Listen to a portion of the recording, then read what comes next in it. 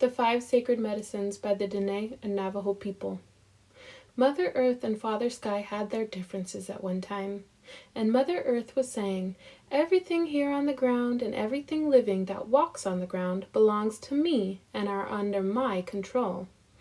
And Father Sky said, "If that's the way it's going to be, then everything from the air on up is under my control."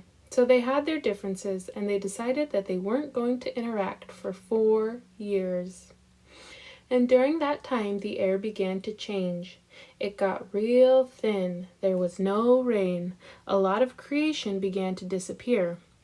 The vegetation, some of the two-leggeds, four-leggeds, and some of the creepy crawlers, and eventually there was not very many left, and these others began to vanish. And so they said there were 4 plants. There were 4 plants and a bird left.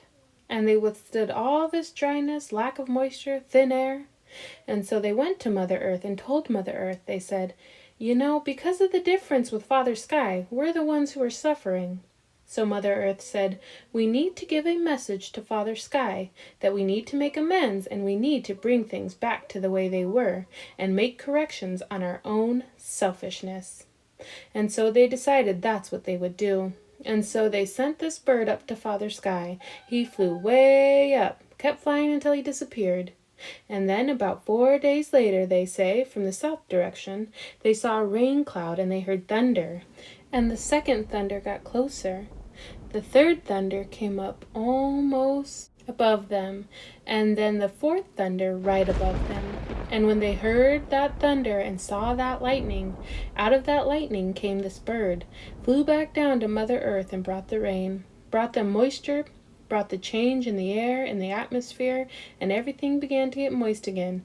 Everything began to breathe easy again, and all creation that had been lost and had vanished began to reappear. And so they said the ones that had survived was a cedar plant, a tobacco plant, a yucca plant, and a sage plant. And then this bird, they said, was the eagle. And they said, so from that day on, the Creator and Mother Earth and Father Sky told these survivors that because of your ability to survive, because of your courage, your stamina, and your resilience, you are going to be in the ceremonies of all the Indian people across all Indian land. And they said that's why today we use tobacco, cedar, yucca, sage, and we use the eagle feather. And a lot of our young people, when they come in, we burn cedar for them. They want to know why.